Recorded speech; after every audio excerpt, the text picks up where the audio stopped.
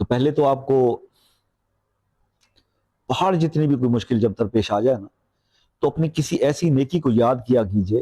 جو آپ نے کی ہو، صرف آپ کے رب کو پتا اور آپ کو پتا ہو، اس وسیلے سے، اس نیکی کے وسیلے سے دعا کریں کہ اللہ مجھے اس مصیبت سے چھٹکارا عطا فرما، اور اس مصیبت کا کسی سے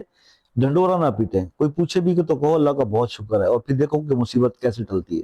چاہے وہ پہاڑ سے بڑی کیوں نہ ہو۔ بس اس کا عمل چھوٹا سا آپ کو یہ بتاتا ہوں کہ عشاء کی نماز کے بعد 100 بار، یعنی ایک تسبیح، یا اللہ ہو یا حنان ہو یا منان ہو،